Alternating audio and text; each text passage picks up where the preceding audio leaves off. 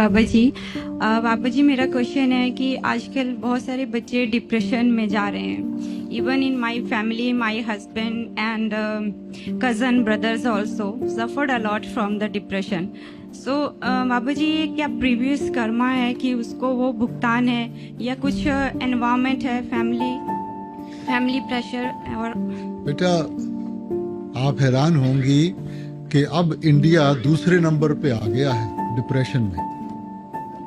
We are number 2 in the world. अब देखो पहले ना बड़े बड़े परिवार होते थे।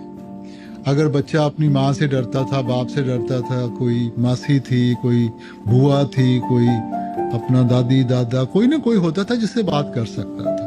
और प्रॉब्लम कोई भी इतनी बड़ी नहीं होती, बड़ी उसको बड़ा हमारा मन बना देता है बेटा। इसलिए हम डिप्रेशन में चले जाते हैं। अब डिप्रेशन क्या है?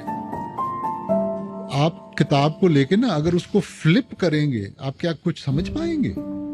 मगर एक एक पन्ना करके जाएंगी, आप पढ़ भी सकती हैं, समझ भी सकती हैं। तो जब वो मन ओवर ड्राइव में पड़ जाता है ना, तो उसको कुछ समझ नहीं आती, उसको डिप्रेशन हो जाता है बेटा। तो डॉक्टर भी जो दवाई देता है क्या देता है कि मन आहिस्ता चले, उसका ड्राउजी हो जाएगा, मन स्लो हो जाएगा, उसको समझना आसान हो जाएगा बेटा।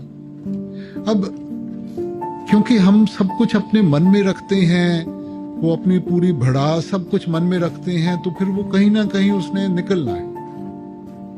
अब अगर माँ बाप हैं या बहन भाई हैं, यार दोस्त हैं, एक दूसरे से बातचीत करें। अब बातचीत खत्म हो गई है ना।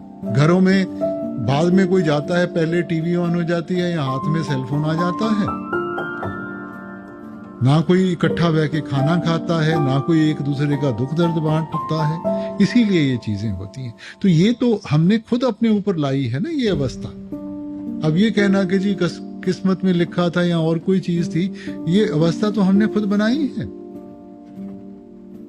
तो क्यों नहीं परिवार इकट्ठा बैठ के रोटी खाता? क्यों नहीं एक दूसरे से बात करते? अब बड़े बड़े शहरों में वक्त किसी को होता नहीं है। माँ बाप भी जब शाम को आते हैं, थके हो रहे आते हैं, रोटी खा के अपना मन की थकावट दूर करने के किसी ने टीवी लगा ली, किसी ने किताब पकड़ ली, बच्चा अपने कमरे में बैठा है, वो टीवी देख रहा है, आईपैड पे है। तो क्योंकि बातचीत खत्म हो रही है बेटा। अगर बातचीत बनी रहेगी ना तो कुछ नहीं होगा।